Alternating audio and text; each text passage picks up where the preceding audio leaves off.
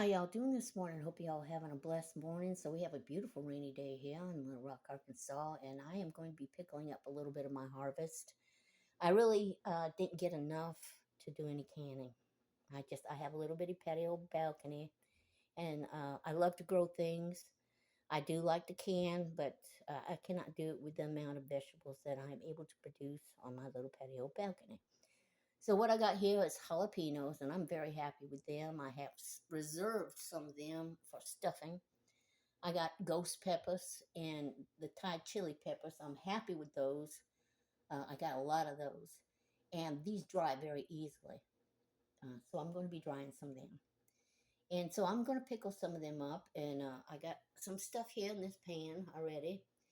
And what I have in there is about a heaping tablespoon of pickling spices, heaping tablespoon of minced garlic, a couple bay leaves. I'm going to mince up some of these sweet roasted red peppers and put them in there because I'm not going to add any sugar. They do have sugar. I'm not going to add any salt. These do have salt.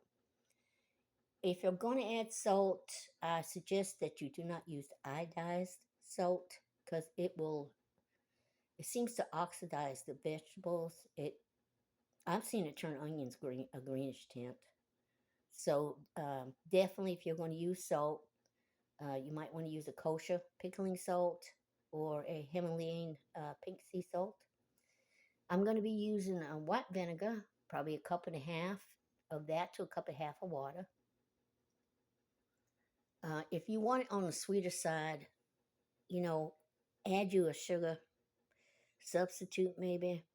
Now, the apple cider vinegar is a little bit on the sweet side for vinegar because before corn syrup showed up and everything, there was apple orchards all over the United States, especially Michigan and in Canada.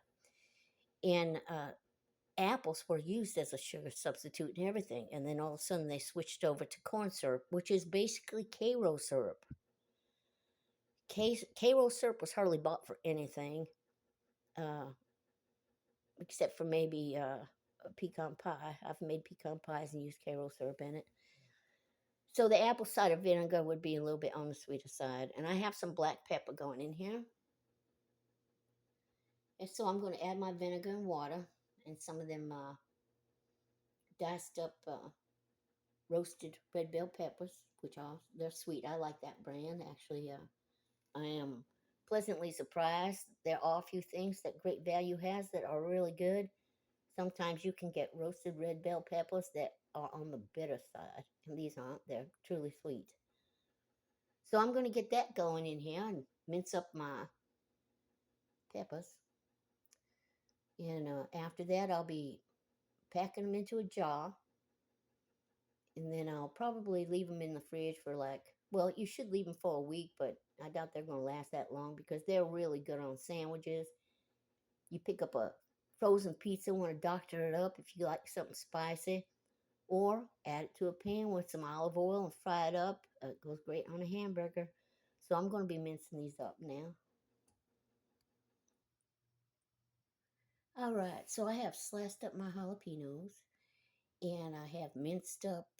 When I get close to the cap and I can't really get a good slice on there, I will cut it into chunks and mince some of that up, and minced up some of the roasted red bell peppers and cut some of the Thai chili peppers in half, and definitely cut up some of them ghost peppers. I find the more you cut something up, the more it disperses the flavor, and I like to keep my flavors separate. But this will release some of the heat into it, and I've got my onions going over here. And once they've cooked for a little bit, I'm going to add the peppers and let that go for a little while. I don't know, I'll let it boil for maybe 5 to 10 minutes, just enough to blanch them. And you might want to wear gloves if you have problems handling hot peppers. Definitely wear gloves and do not touch your face or anything else. All right. So I'm going to get this going.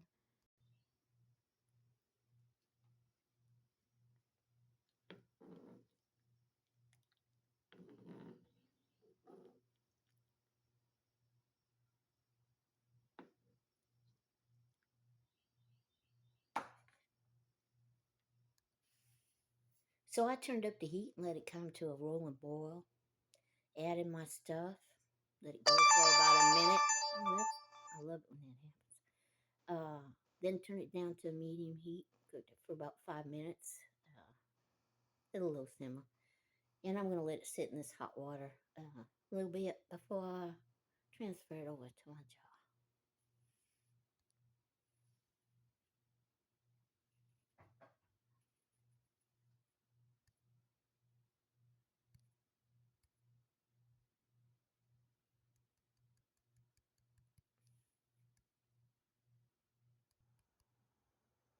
Well, there it is. I got it jarred up. And one of these days, I'm going to get me some goo gone.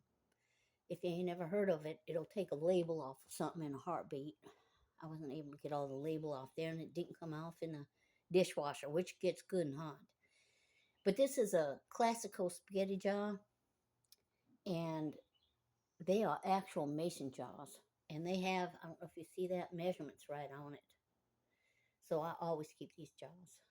And so I'm going to cover that up. It's still steaming. I'm going to cover that up with a paper towel and let it get to where it's not hot anymore. And then I'm going to put it in the fridge. A couple, 3 days probably, but a week is the best. And that's good for everything. Like I said, you can fry that, put it on hamburgers. You can put it on frozen pizza. It's good on sandwiches. Also, if you buy pickles, now my mom always bought the whole pickles in a large jar. And we'd be out playing. If we got hungry, we'd just grab us a pickle. And she always utilized that pickle juice. And she'd grow cucumbers and slice them up and put them in there and make her own. Put a few onions in there. So if you already have a vinegar pickling solution, utilize it. So who knows what else I'm going to do today, but right now I'm going to let this cool and put it in the fridge. So that's it. It's just that simple. Really don't take that long. Y'all have a blessed day. Thanks for stopping in. For your thumbs up, for your comments. Large or small, I appreciate them all. Y'all have a blessed day. Bye-bye.